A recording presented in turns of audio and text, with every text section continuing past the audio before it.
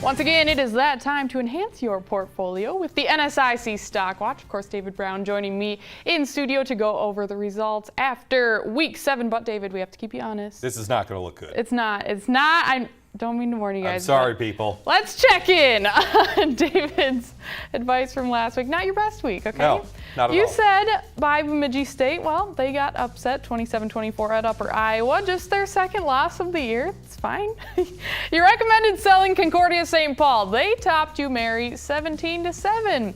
Your hold for the week was Sioux Falls. Said they had time to turn things around, and they lost at home 30-27 to St. Cloud State for another upset. So I need a bounce back week. I will admit you got to bounce back, but that's what it's all about. Exactly. The season is young, so with that, who are you buying in Week 7? Everything fluctuates, Yeah. but for now, I'm going to buy Winona State. The Warriors, they've won 3 games in a row, and they have a really big opportunity coming up this Saturday at home. But let's look at the past couple of weeks. They've held their opponents to a combined 41 points in their last 3 wins, and they've scored 50 or more points in each of the last 2 wins. They're getting contributions in all phases of the game, including defensive scores each of the last 2 weeks.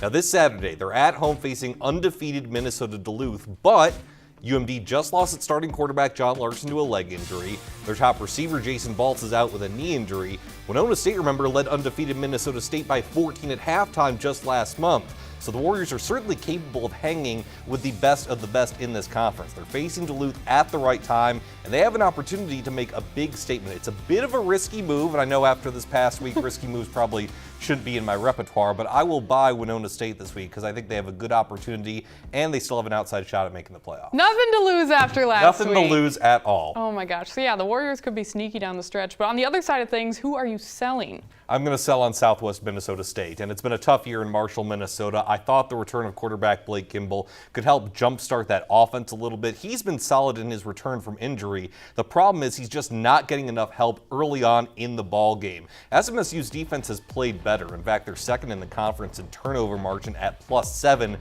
but they've had to play behind for most of the season. They haven't been able to maintain early leads or even get early leads, Kelly, except against lower-tiered competition. Their 3 wins this season are against teams with a combined 3 wins. Some playmakers have emerged on the offensive side of the ball, like wide receiver Daniel Davis, but overall inconsistencies against the top-level competition have hurt the Mustangs. You saw it in their losses you see on the screen at Minnesota Duluth. They're going to need to figure some things out for 2019 once Kimball finally graduates, but for now, I would sell on SMSU, see what their plan is heading into 2019 before deciding whether to buy back or not. All right, buying the Warriors, selling the Mustangs. Who are you holding this week? Well, I looked bad holding on the Cougars last week, so I hope I'm not bad holding on Bemidji State this week.